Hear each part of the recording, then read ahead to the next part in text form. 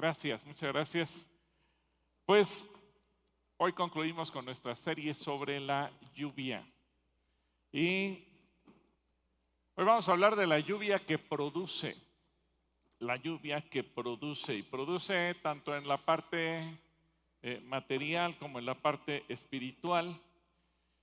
Y yo quisiera orar para que Dios nos hable. ¿Qué les parece? Padre, yo sé que tu Espíritu Santo está con nosotros, que tu palabra es viva y eficaz y más cortante que toda espada de dos filos. Permítenos al leerla y ser expuestos delante de ella, para que tú hables a nuestros corazones, nos enseñes cuál es tu perfecta voluntad, nos muestres cuáles son tus propósitos y sobre todo nosotros podamos ponerla en práctica. En el nombre de Cristo Jesús, amén. Hoy vamos a hablar de la lluvia que produce y me llama la atención y es preocupante ver que México, hablando del tema de la producción y la productividad en todos los sentidos, desde el 2018 ha estado teniendo un decrecimiento sostenido. ¿Qué quiere decir esto? Cada año somos menos productivos, cada año producimos menos. Y mire que México, por ejemplo, está en los primeros lugares como producción de oro, de plata y de metales preciosos, pero parecería que no producimos nada, porque somos un país rico lleno de gente pobre. Y entonces surge la pregunta, ¿y en dónde está la bendición? Como lo veíamos cuando iniciamos esta serie, la lluvia bendice y Dios nos manda lluvias en abundancia.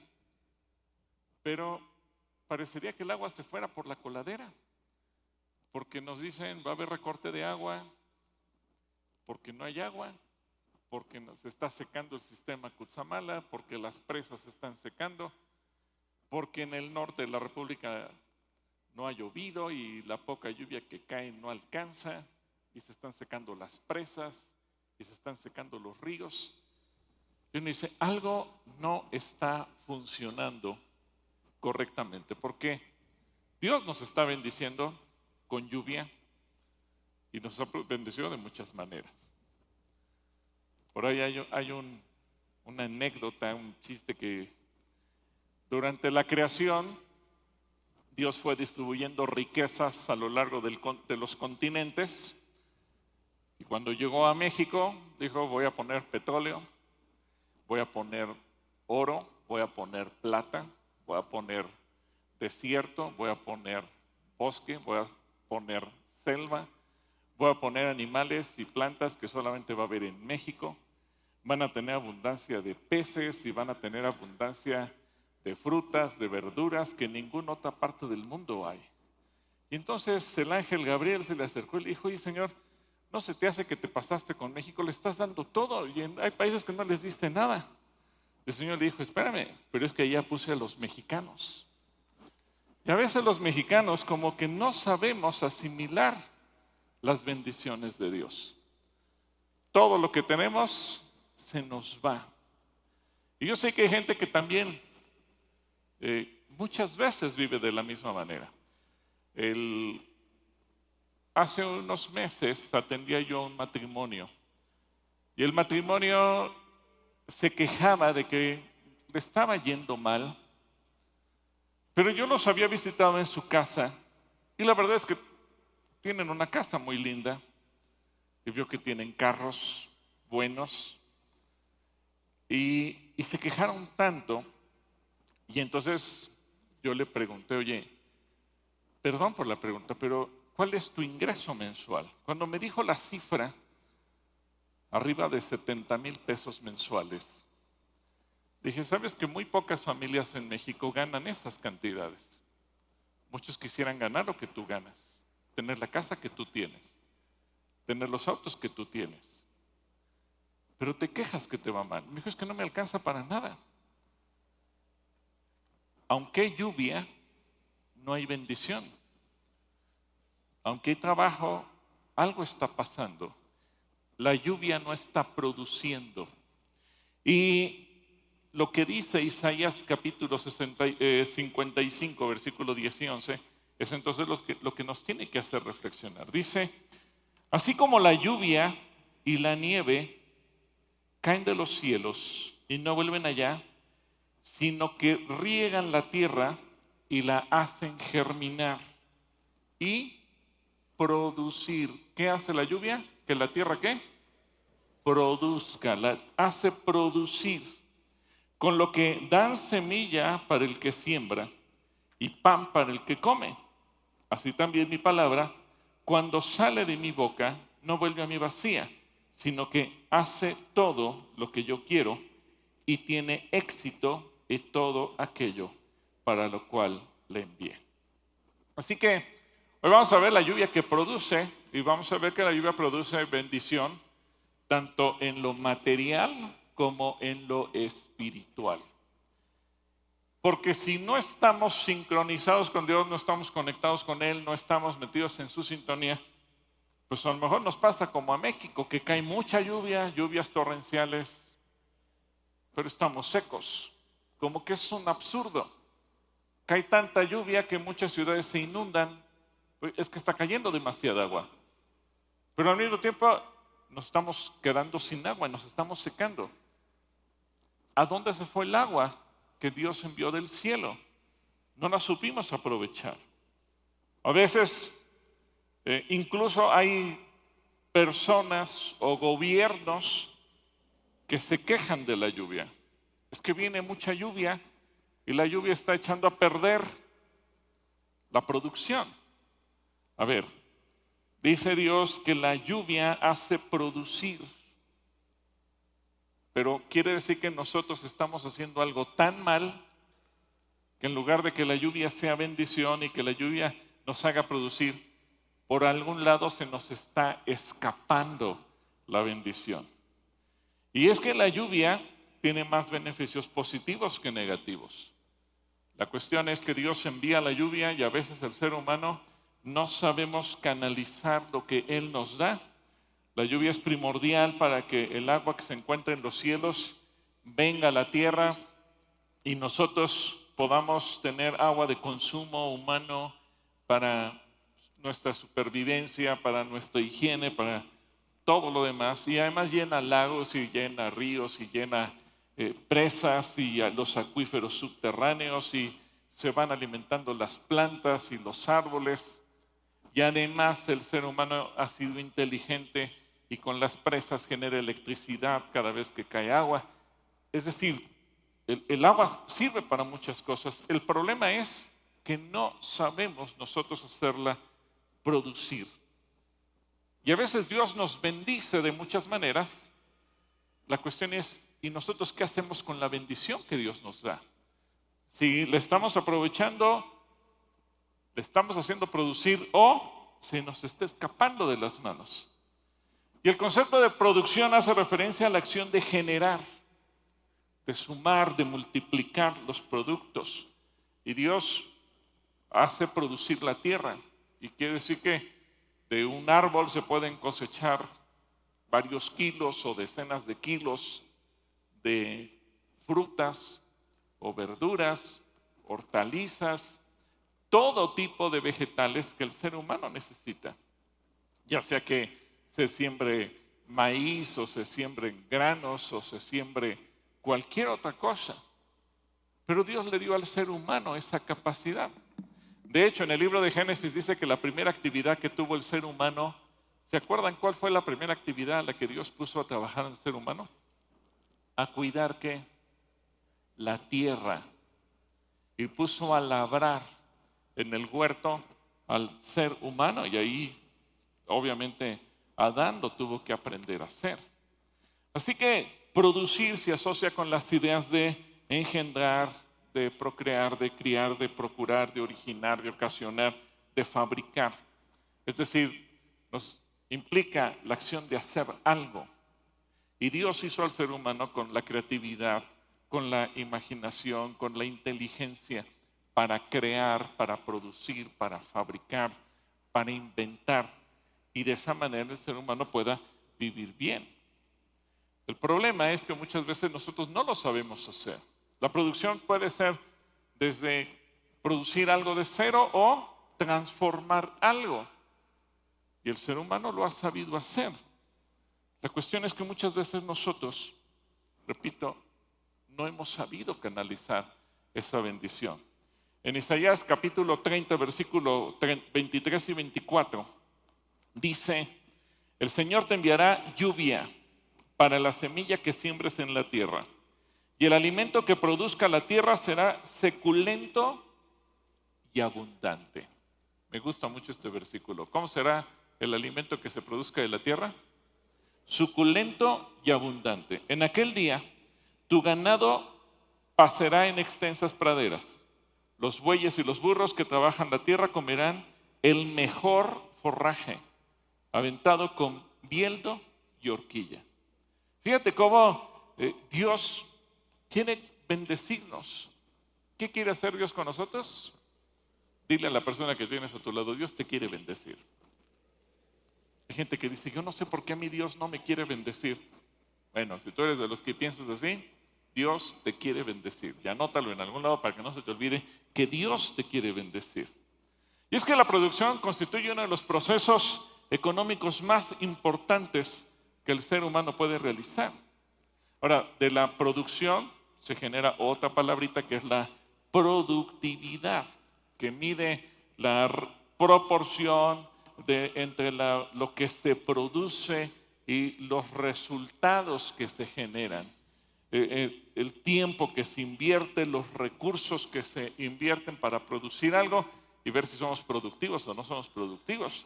Y también en este terreno, México ha descendido a nivel mundial. Así que siempre se está estudiando ese vínculo que existe entre lo que se produce y los medios que se utilizaron para producir algo. Y a veces parece que los mexicanos desperdiciamos mucho y eso es preocupante. Y eso puede tener sus semejanzas en el terreno espiritual. Por eso les dije que el pasaje de Isaías 55 primeramente nos presenta la producción material con la cual Dios nos quiere bendecir, proveyendo todo lo que necesitamos, pero también la producción espiritual, porque la palabra de Dios al caer en nosotros debe de producir algo. Y entonces uno se pregunta, a ver, una persona que tiene 1 año, 3 años, 5 años, 10 años, 20 años, 30 años de ser cristiano y está recibiendo la palabra continuamente y cada 8 días se congrega en la iglesia y lee la Biblia constantemente, pero no cambia su vida, algo está fallando, porque no se está produciendo nada. Y la palabra de Dios lo que quiere producir en nosotros es fruto espiritual, fruto que glorifique a Dios, cambios y transformaciones en nuestra vida. Así que Dios nos pone a prueba en todos los sentidos. En Isaías, vamos a regresar a Isaías 55, ahora vamos a ver del versículo 7 al 9, del 7 al 9, y fíjense lo que dice: que dejen los impíos su camino y los malvados sus malos pensamientos, que se vuelvan al Señor nuestro Dios y Él tendrá misericordia de ellos, pues Él sabe perdonar con generosidad. Primero dice, el pecador tiene que dejar sus caminos. Pero luego, ¿qué dice el siguiente versículo? El versículo 8. El Señor ha dicho: mis pensamientos no son los pensamientos de ustedes, ni son sus caminos mis caminos. Así como los cielos son más altos que la tierra, también mis caminos y mis pensamientos son más altos que los caminos y pensamientos de ustedes. ¿Se dan cuenta ustedes cómo Dios nos pone a prueba? Primeramente, a ver si sabemos pensar como Él piensa, si queremos caminar como Él nos dice que caminemos, o decidimos hacerlo según nosotros. Así que en este pasaje vemos que las bendiciones prometidas en el pacto eterno de la gracia que Dios hace con nosotros, pone a prueba nuestro corazón, a ver si realmente tenemos hambre y sed de las aguas vivas, y señala las condiciones indispensables de cómo van a venir esas bendiciones sobre cada uno de nosotros. Así que primeramente Dios dice, número 1, hay que arrepentirse para poder cambiar de mentalidad y de conducta. Creo que hoy en día el cristianismo sufre una crisis severa. Y lo digo con respeto, pero a veces uno ve predicaciones y puede uno entender algo. Muchas veces el mensajero puede ser muy bueno, un gran orador, con un gran punch, con un gran estilo, una gran calidad. Pero muchas veces se nos está llevando a ver el Dios a nuestro modo, el Dios que yo quiero tener, no el Dios que es de la Biblia. Me explico. Una característica de Dios es que Él es santo. ¿Cómo es santo Dios? Santo. Y si Dios es santo, ¿qué cosa repele? El pecado. Él no puede convivir con el pecado, porque Jesucristo murió por causa de ¿qué? Del pecado. El castigo de nuestra maldad. Y son palabras incómodas. El castigo de nuestra maldad recayeron sobre Jesús. Y dice en la Biblia, no hay quien haya hecho lo bueno, ni siquiera uno.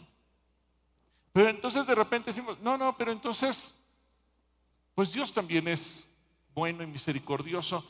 Y entonces pretendemos poner un Dios que no le importa el pecado, que convive con el pecado, que si vivimos en pecado no importa. De todos modos estamos con Él en comunión, porque queremos construir la imagen de un Dios a modo. No quiero dejar mi pecado, pero quiero estar cerca de Dios, pero no quiero que Él me rechace porque soy un pecador. Entonces fabrico una imagen del Dios que no le importa mi pecado. Por eso, la primera condición que Dios nos pone es arrepiéntete. ¿Qué nos pide Dios? Arrepentimiento. Dile a la persona que tienes a tu lado, Dios te pide arrepentimiento. Y el arrepentimiento incluye dos aspectos que son complementarios. Primer aspecto, dejar el pecado. Así de sensible, así de sencillo. ¿Qué es el arrepentimiento? Dejar el pecado. A veces decimos, pero es que se oye muy fuerte. Sí, evidentemente que se oye fuerte. Y es tan fuerte que el pecado le costó la vida al Señor Jesucristo. Y no su pecado, sino ¿cuál pecado? El nuestro, el mío, el de cada uno de nosotros. Por eso es tan importante dejar el pecado. Y para que haya la oportunidad de dejar el pecado, pues tenemos que cambiar de mentalidad. Abandonar los pensamientos antiguos, los pensamientos carnales, los pensamientos mundanos. Y el arrepentimiento verdadero se ataca de raíz. Y limpia la maldad del corazón. Y limpia la maldad de nuestras obras. Y limpia todo aquello que nosotros hacemos deliberadamente mal. Y debemos cambiar el juicio que a veces tenemos sobre nosotros mismos. Y a veces sobre muchas otras cosas más. Dejar a un lado las imaginaciones corruptas, los falsos pretextos y todo lo que ponemos para no dejar el pecado. Al fin y al cabo, Dios me sigue amando. Y a veces nos construimos nosotros mismos una imagen de engaño para que a pesar de que sigamos igual, pensamos que Dios de todos modos nos ama. Y cuando un cristiano, les decía yo, pasa un año y sigue igual, y 2 años y sigue igual, y 10 años y sigue igual, y 30 años y sigue igual. Y dice, bueno, ¿y dónde estuvo el cambio? Porque hemos tratado de vivir tan adaptados a la imagen que queremos construir de Dios, una imagen lejos de la Biblia, que Pues sí, a lo mejor hacemos un montón, pero no producimos cambio.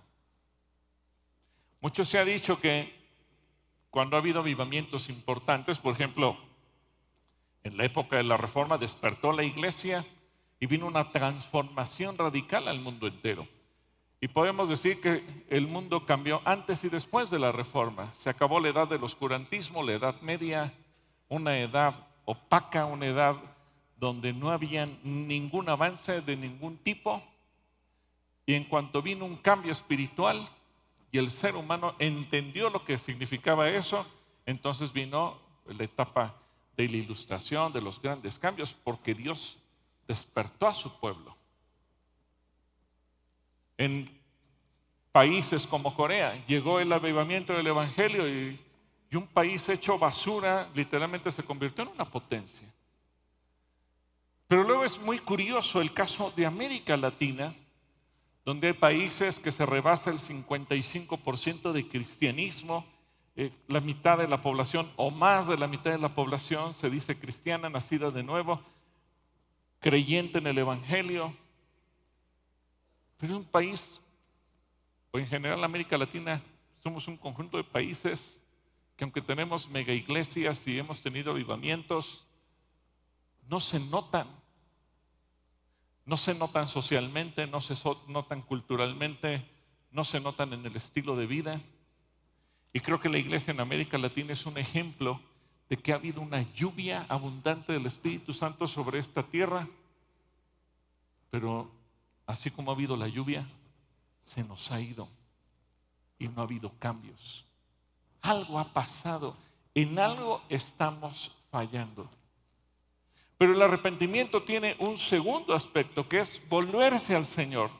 Dejar el pecado, pero volverse al Señor. Al mismo Señor contra el que nos hemos rebelado. Volver a Dios, que es la fuente de vida. Volver a Dios, que es el que tiene compasión de nosotros. Y volvernos a Dios no solamente significa decir lo voy a adorar, es parte de, pero volvernos a Dios es imitar a Dios. Por eso dice la Escritura, si tu Padre es santo, tú tienes que ser como santo. Y si eres santo, santifícate aún más todavía. Y entonces nos pone un reto. Si tu Padre es misericordioso, tú tienes que ser misericordioso. Y si tu Padre es generoso, tú tienes que ser generoso. Y entonces nos pone un desafío.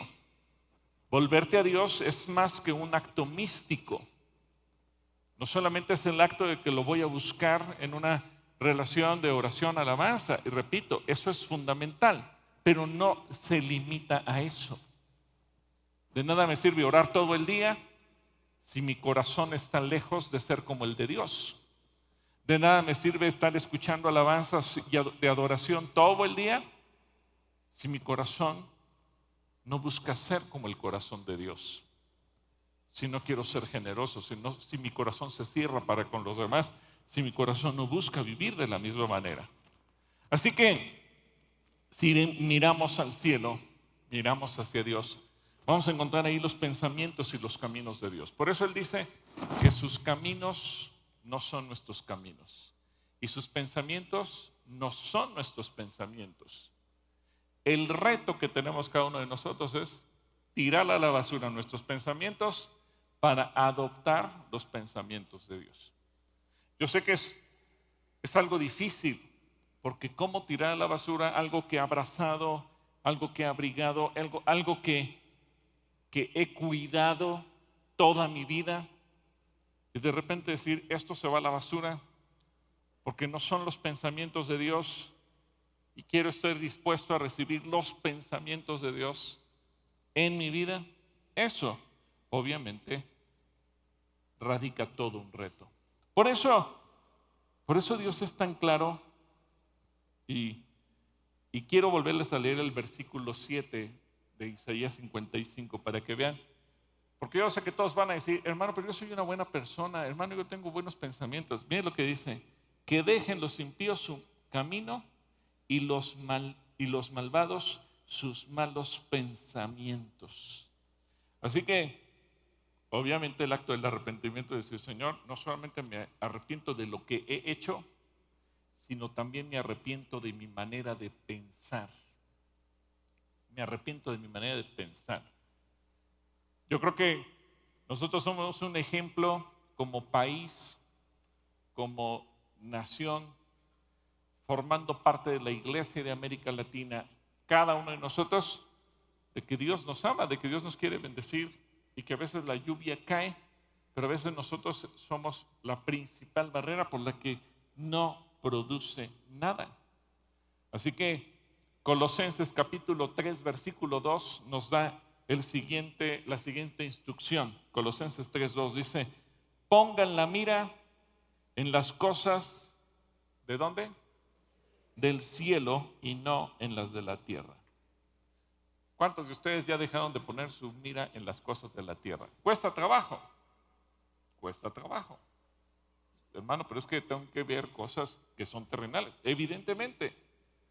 Pero es aquí donde Dios dice, a ver, aprende a pensar de manera diferente. Todo el mundo piensa viendo lo terrenal. Y Dios dice, yo te invito a que aprendas a pensar viendo el cielo, viendo lo que Dios quiere hacer, preguntándole a Él. Y Dios es productivo. En Génesis capítulo 1, versículo 31, fíjense cómo nos pone la Biblia este ejemplo. Génesis 1:31, hasta el capítulo 2, versículo 2, dice, y vio Dios todo lo que había hecho, y todo ello era bueno. ¿Era bueno cómo? En gran manera. Cayó la tarde y llegó la mañana. Ese fue el día sexto. Así fueron terminados los cielos y la tierra y todo lo que existe. Dios terminó en el día séptimo la obra que hizo, y en ese día reposó de toda su obra. ¿En cuántos días hizo el Señor los cielos y la tierra y todo lo que existe? En 6 días. Dios fue productivo. En un tiempo muy corto, Dios hizo absolutamente todo. Yo sé que algunos me dirán, oye, no, pero es que dicen la ciencia que son millones de años. Bueno, algunos dicen eso, pero en realidad la Biblia dice que Dios lo hizo todo. ¿En cuánto tiempo? 6 días. 6 días. Fueron suficientes para que Dios creara todo. Y Dios hizo al ser humano productivo. Dios te hizo a ti productivo. Dile a la persona que tienes a tu lado, Dios te hizo a ti productivo. Dile. ¿Cómo te hizo a ti? Productivo. Les quiero platicar el ejemplo de Nehemías. A ver, vamos a pensar en una situación. ¿Alguna vez les ha tocado ver que aquí en la ciudad, o donde viven los que nos están viendo en internet, el gobierno comienza una obra, vamos a decir un puente más o menos del tamaño de este auditorio? Comienzan allá y terminan del otro lado, para que la gente pueda cruzar o para que fluya el tránsito vehicular. ¿Cuánto tiempo regularmente se tarda una obra de ese tamaño? Como 2 años, ya algunos hasta buchan, así como 2 años. Y ya saben que van a ser 2 años de tráfico, van a ser espantosos, van a tardar 1 hora en cruzar de un lado a otro porque la obra no nos va a dejar pasar. Ahora, imagínense una ciudad como Jerusalén que tenía que ser reedificada y tenían que levantarse los muros para proteger la ciudad. Bueno, la Biblia nos platica la situación de Nehemías. Y Nehemías era un mesero que atendía al rey, es decir, él no era arquitecto, no era ingeniero, no tenía experiencia constructiva, pero era un hombre que dependía de Dios. Y él fue y le preguntó a Dios y escribió la visión, redactó lo que necesita, pensó en permisos, materiales y fue a visitar a la gente de Jerusalén y fue buscando cada familia y a cada quien le asignó. Imagínense que esta pared que está tapizada con la madera aquí en la planta baja, cada una fuera un sector de la muralla de Jerusalén. Y entonces a cada uno le dijo, de aquí tú vas a construir desde las escaleras hasta la puerta y de la puerta hasta donde está la primera luz y la segunda luz hasta la puerta, y fue distribuyendo el trabajo. Pero eso lo hizo alrededor de toda la ciudad de Jerusalén. Pero Además, tuvo enemigos, hubo gente que lo atacó, que le echaron al ejército, gente que buscó acusaciones en su contra, gente que buscó entorpecer la obra porque tenían un propósito, que no se construyera la muralla. Lo acusaron de traidor, lo acusaron de 1000 cosas. Y entonces Nehemías tuvo que decirle a unos, a ver, unos van a trabajar y otros van a estar defendiendo, es decir, ya no pudo usar al 100% de la gente. Y además, los que trabajen, con una mano van a trabajar y con la otra van a tener una espada por si llega el ataque. Es decir, ni siquiera los que estaban trabajando en la construcción tenían el 100% de sus facultades, sino que estaban disminuidos en el 50%. Con una trabajas y con una te defiendes. Si eres zurdo, trabaja con la derecha o si quieres trabajar con la izquierda, eso es tu decisión, pero una mano trabaja y la otra defiende. Entonces, solo podía usar a la mitad de la gente y de la mitad de la gente, la mitad del cuerpo. Se antoja muy complicado. Pero dice el capítulo 6, versículo 15, a pesar de todo, y esto me gusta mucho cómo comienza, a pesar de todo, la muralla quedó terminada el día 25 del mes de Elul. Tardamos, ¿cuánto tardaron? 52 días, menos de 2 meses. ¿Fue productivo Nehemías? Extraordinariamente productivo. Es decir, yo creo que si no hubieran tenido esas situaciones de tener que dividir a la gente a la mitad y luego los que trabajaban aún a la otra mitad, estaban trabajando a la cuarta parte de su capacidad, pues seguramente lo hubieran terminado en 13 días. ¿Por qué? Porque él buscó emplearse en lo que Dios le decía y él simplemente nos da el ejemplo de cómo cuando buscamos a Dios, porque sus pensamientos no son nuestros pensamientos, las cosas se pueden hacer bien. ¿Qué es entonces lo que nos hace improductivo? Bueno, pues indudablemente que el pecado. Cuando el ser humano cayó en pecado, según nos relata el libro de Génesis en el capítulo 3, y todos conocemos que el hombre desobedeció a Dios y comió del fruto que Dios le había dicho que no podía comer. Fíjense lo que dice el capítulo 3, versículo 18. 3:18 dice que la tierra te producirá. ¿Qué cosa producirá la tierra? Espinos y cardos, aunque comerás de sus granos. ¿Qué palabra tan fuerte? Pero yo me he dado cuenta que esta frase, la tierra te producirá espinos y cardos, sigue vigente hoy. Porque mucha gente, por más que se esfuerza, en lugar de tener una cosecha abundante, lo único que consigue es espinos y cardos. ¿Por qué? Porque cuando no hacemos a un lado el pecado de nuestra vida y queremos seguir conviviendo con él, no vamos a tener una producción como la que Dios quiere. En cambio, cuando tú eres fiel a Dios, cuando tú te mantienes fiel a lo que Él dice, fiel a su palabra, fiel a sus mandamientos, fiel a sus pensamientos, fiel a lo que Él te señala, las cosas son diferentes. En Levítico capítulo 26 vamos a ver que la fidelidad tiene sus recompensas. Dile a la persona que tienes a tu lado, la fidelidad tiene sus recompensas. Esto me sonó como a comercial de banco, ¿verdad?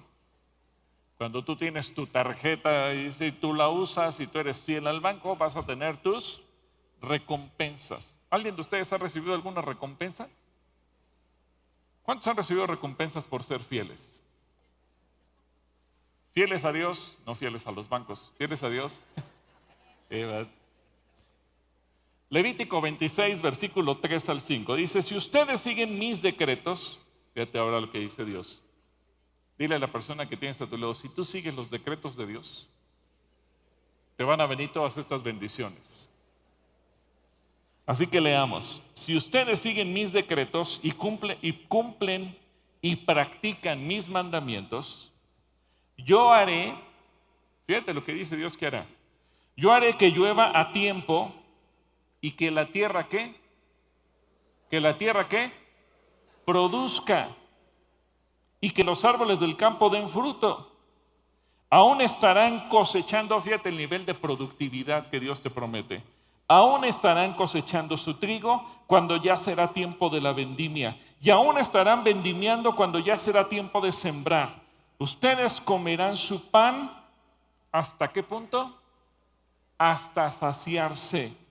Y habitarán la tierra en tranquilidad.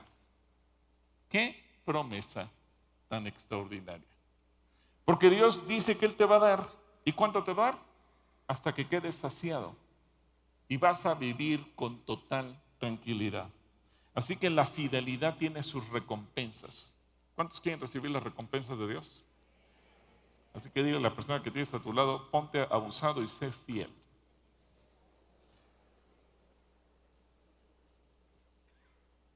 Ahora, eso puede entenderse en la parte en la parte material, pero vamos a entender la parte material. Porque también Dios quiere que haya producción espiritual. Es decir, vamos a ver la que tiene que ver con nuestro corazón, la que tiene que ver con nuestro carácter, la que tiene que ver con nuestras personas, lo que tiene que ver con nosotros, con cada uno de nosotros.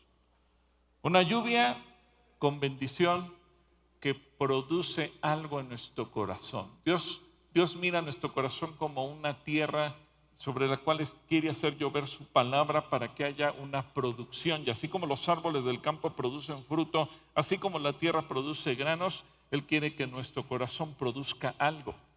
Así que vamos al libro de Hebreos, capítulo 7, versículo 7. Hebreos 7, 7 dice: cuando la tierra absorbe la lluvia que le cae con frecuencia, cuando la tierra absorbe la lluvia que le cae con frecuencia y produce plantas útiles para quienes las cultivan, recibe la bendición de Dios. ¿Qué cosa recibe? La bendición de Dios. Porque dijimos que la lluvia es ¿qué? Bendición. La lluvia es bendición. Así que Dios tiene grandes cosas preparadas para ti y quiere que tú las recibas y que las pongas en prácticas en tu corazón. Así que vamos a ver qué quiere hacer Dios con nosotros. Primero, Él quiere traer una lluvia que produzca justicia, justicia en nosotros. Dice Isaías 61:11, así como la tierra produce sus renuevos, así como la tierra produce sus renuevos, y así como el huerto hace que brote su semilla, así Dios, el Señor, hará brotar. ¿Qué cosa va a hacer brotar? ¿Hará brotar qué? La justicia y la alabanza a los ojos de todas las naciones. Es decir, no solamente tenemos que pensar, bueno, pero es que tiene que haber gobernantes que traigan ese cambio. Claro que sí, pero ahorita olvidémonos por un momento de los gobernantes y pensemos en nosotros. ¿En dónde tiene que comenzar a haber producción de justicia? En primer lugar, en nuestros corazones. En nuestros corazones. Justicia en nuestros corazones. Y muchas veces no somos justos con los demás. ¿Por qué? Porque a veces pensamos, yo soy bueno, él es malo. Yo estoy bien, él está mal. Y muchas veces el concepto que tenemos de justicia también está distorsionado. Si yo me equivoco, bueno, está bien. Si tú te equivocas es imperdonable. Y entonces perdemos la justicia. Y para que haya justicia, primeramente en cada corazón, en cada uno de nosotros, tiene que producirse ¿qué? Justicia. Por eso el Señor Jesucristo dice, antes de tratar de quitarle la paja al ojo de tu hermano, primeramente tienes que fijarte que en tu propio ojo hay ¿qué cosa? Una viga. Por eso el Señor Jesucristo dice que cuando llegues a un lugar te sientes ¿en qué lugar? ¿En el primero o en el último? En el último, y que consideres a los demás como mejores de ti. Por eso el Señor te dice que aun si tu enemigo te pide agua, no se la niegues. se la des. Por eso el Señor nos enseña que tenemos que aprender a amar a todos, aún a aquellos con los que pudiéramos tener problemas. Porque el Señor quiere trabajar con nuestro carácter. Y Él sabe que nuestro carácter muchas veces no se atreve a ser justo, sino injusto con los demás. A veces podemos pensar, yo no soy pecador, yo estoy bien, pero los demás están mal. Y la justicia implica una revisión y una transformación interna en cada uno de nosotros. La lluvia de la palabra de Dios quiere producir algo en nosotros. En Deuteronomio capítulo 32, versículo 2, ahora vamos del lado de Deuteronomio 32, 2, dice, mi enseñanza se derramará como la lluvia. Ahora fíjense que la palabra de Dios equipara a la lluvia. Mi enseñanza se derramará como la lluvia, mis razonamientos caerán como el rocío, serán como la llovizna sobre la grama, como gotas de agua sobre la hierba. ¿Qué quiere decir esto? Que quien va a traer esa transformación para producción de nuestro corazón, del fruto del Espíritu, es la palabra. Por eso, a lo mejor una persona dice, bueno, pero si hoy no leo la Biblia no pasa nada. Y puede pasar una semana y no pasa nada. ¿Qué pasa, por ejemplo, cuando viene una temporada de sequía? Y tú tienes un jardín que está completamente verde, se ve hermoso, los árboles están abundantes de hoja y de fruto, y el césped verde, verde, verde. Y el primer día deja de llover y nadie regó ese jardín. ¿Qué pasó? Nada, se sigue viendo verde y los árboles se siguen viendo llenos de follaje y llenos de fruto. Y el segundo día tal vez se ve igual, y el tercero, y el cuarto. Pero después de un par de semanas, algo empieza a pasar. Después de un par de meses que no cae agua, algo empieza a pasar. Y de repente el verde del pasto se convierte en un amarillo. Y se empieza a sentir ya no acolchonadito, sino se empieza a ver seco, como zacate. Y las hojas se caen. Y todo empieza a cambiar. Esta transformación no se dio en 24 horas. Eso fue dándose en un proceso. Y cuando un cristiano deja de ser sometido a la palabra, no es el primer día que dejas de acercarte a la Biblia que te secas. El problema es que tú piensas que no pasa nada y dejas un segundo, un tercero, un cuarto, un quinto, y llega un momento en que ya te sientes seco. El primer mes a lo mejor dices, pues ahí la llevo. Pero después de unos meses, dices, algo está pasando que todo se está secando. ¿Qué falló? Que dejamos de recibir la palabra de Dios. Mucha gente le ha pasado lo mismo desde la pandemia. A lo mejor dejó de congregarse y dijo, bueno, pues no pasa nada. Pero a lo mejor después de un tiempo dice, yo no sé qué pasa, que mi vida está seca, mi corazón está seco. ¿Qué le faltó a ese corazón? La palabra. Y es que el Señor Jesucristo dijo en Mateo 24:35, el cielo y la tierra pasarán, pero mis palabras no pasarán. ¿La palabra de Jesús qué? No pasará.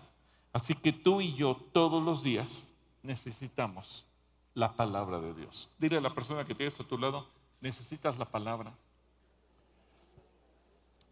Por eso, aquí me voy a echar un comercial, por eso las casas de lectura bíblica, porque a veces tú lees la Biblia, a lo mejor a ti te ha pasado lo mismo que a mí, que lees el pasaje que nos correspondía el día de hoy y te quedas bien, dices, ay, no le entendí nada. ¿Te ha pasado?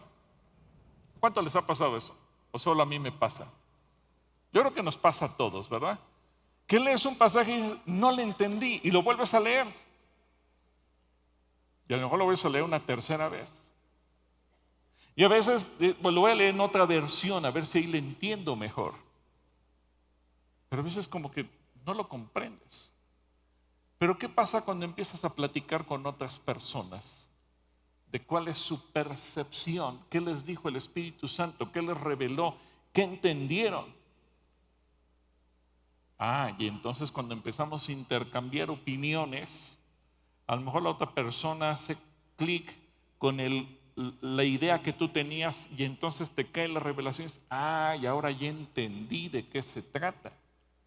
Porque es cuando compartes la palabra.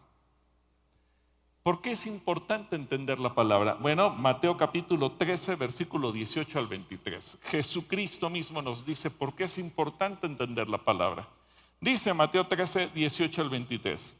Escuchen lo que significa la parábola del sembrador. Cuando alguien oye la palabra acerca del reino, ese alguien, ¿quién es ese alguien que oye la palabra? A ver, di yo. Cualquiera de nosotros somos ese yo, que ese alguien que oye la palabra acerca del reino. Pero fíjense lo que dice Jesús.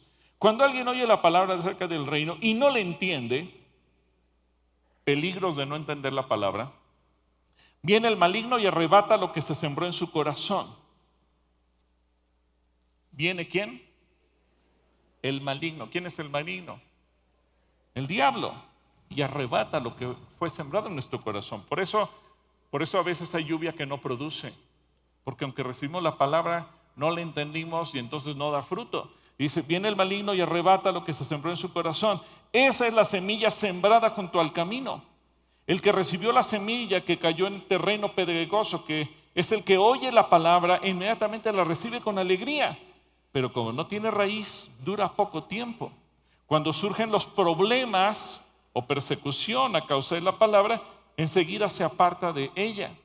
Y el que recibió la semilla que cayó entre espinos es el que oye la palabra, pero las preocupaciones de esta vida y el engaño de las riquezas la ahogan, de modo que ésta no puede llegar a dar fruto.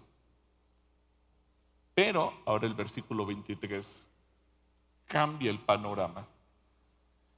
El que recibió la semilla que cayó en buen terreno es el que oye la palabra y ¿qué cosa?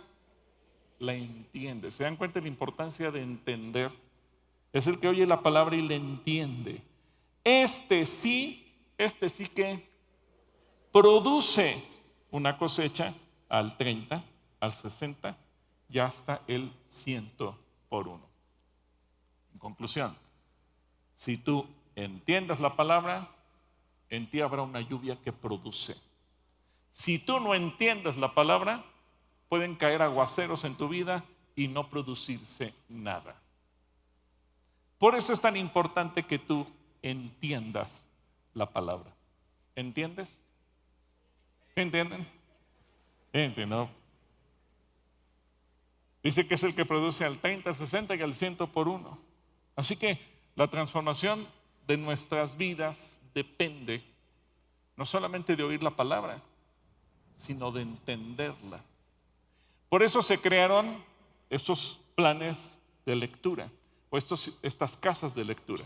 ¿Por qué? Porque a lo mejor estamos poniendo planes de lectura para que la gente lea.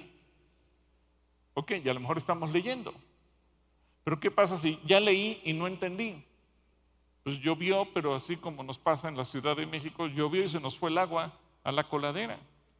Y no la capté, no me ayudó, no produje, no disfruto, no me cambié, no pasó nada conmigo. Porque me cayó la lluvia, pero la lluvia se fue. Y lo que pretendemos es que la lluvia, cuando cae en nuestro corazón, la entendamos y al entender podamos dar fruto. Así que dile a la persona que tienes a tu lado, entiende para que des fruto. Entiende para que des fruto. Así que el Señor Jesucristo nos reta para que tú y yo seamos productivos en nuestra vida espiritual. Juan capítulo 6, versículo 63 dice, el Espíritu es el que da vida. La carne para nada aprovecha.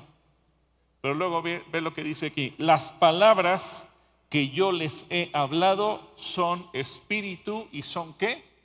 Vida. Dios quiere que tú y yo tengamos ¿qué? Vida. ¿Y qué clase de vida? En abundancia. Pero eso depende de cuánto tú y yo nos esforcemos por ello, de meternos, de no leer la Biblia superficialmente, sino de leerla para entenderla. Ya el Señor Jesucristo nos explicó, hay una diferencia abismal entre el que la lee y la entiende y el que la lee y no la entiende. Que a lo mejor todos la leemos. El problema es que si no la entendí, no me sirvió de nada. Si la entendí, voy a producir fruto. Y finalmente Romanos 10:17 dice, así pues la fe resulta por oír el mensaje y el mensaje llega por oír la palabra de Cristo. Qué importante que tú y yo podamos hacerlo. Así que Dios quiere que tú seas una persona que produzca fruto espiritual para que de esa manera Dios produzca en tu vida el fruto material que también tiene prometido para ti. Isaías 46:10, con este versículo termino. Isaías 46:10. Yo anuncio desde un principio lo que está por venir. Yo doy a conocer por anticipado lo que aún no ha sucedido. Yo digo, mi consejo permanecerá y todo lo que quiero hacer, lo haré. Ahora, la buena noticia es que Dios lo quiere hacer ¿con quién? A ver, di, conmigo. Dile al que tienes a tu lado, contigo y conmigo. Dios lo quiere hacer. Así que yo te voy a invitar a que en este momento tú cierres tus ojos. Cierra tus ojos ahí en tu lugar. Posiblemente el primer punto por el que tengamos que empezar, como ya lo leímos, sea humillándonos delante de Dios y pidiéndole perdón. Y a lo mejor tú quieres ponerte de rodillas ahí en tu lugar y decirle, Señor, es cierto, tengo que pedirte perdón. Porque a lo mejor yo he hecho un concepto erróneo de ti. Porque tal vez he tratado de vivir un evangelio a mi modo, a mi estilo, a mi manera. Porque tal vez he tratado de abrazar lo mejor de lo que dice la Biblia, sin dejar mi vida pasada, sin dejar lo que te ofende, sin dejar lo que es el pecado. Así que, Señor, hoy venimos como iglesia, pero también nos ponemos en la brecha por nuestro país para pedirte perdón, porque hemos sido un país donde ha habido una lluvia abundante y tú has traído avivamiento a México y se han levantado iglesias y mega iglesias desde Tijuana hasta Yucatán. Miles, millones de cristianos hoy decimos haber nacido de nuevo y confesamos tu nombre, pero nuestro país no ha cambiado.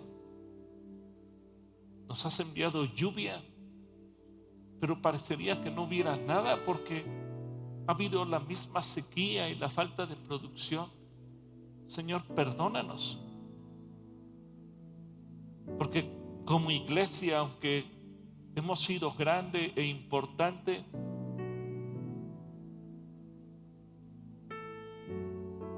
no hemos pesado en la influencia en la sociedad. Aunque tú has brillado en nuestros templos, no hemos brillado en la calle. Perdónanos, Señor, porque tal vez te adoramos, pero en nuestros trabajos, en nuestros comercios, en nuestros negocios, no hemos dado el testimonio de ser más justos, más honestos, más íntegros que los demás. Perdónanos, Señor, porque a lo mejor confesamos tu nombre, pero no somos más excelentes, sino igual de mediocres que otros. Perdónanos, Señor. Porque tal vez hemos abrazado el Evangelio como una religión y no como un cambio de vida. Perdónanos porque cuántas veces tú has mandado la lluvia de tu palabra y no la hemos entendido, y al no entenderla no hemos dado fruto y hemos seguido igual. Perdónanos, Señor. Hoy venimos a pedirte perdón porque tu palabra así nos lo enseña, porque Jesús murió por nosotros, porque tú, Señor Jesús, diste tu vida por causa de nuestro pecado, por causa de nuestra maldad, para que cada uno de nosotros pudiéramos alcanzar la misericordia, el perdón tuyo. Pero sobre todo porque tú quieres que en nuestras vidas, en nuestros corazones, de todos los que estamos aquí o los que están viendo esta transmisión de cualquier forma, nuestros corazones dan fruto, y fruto que glorifique tu nombre, fruto digno de arrepentimiento, fruto que te exalte a ti, que te apunte a ti, fruto porque nuestro carácter se ha transformado, fruto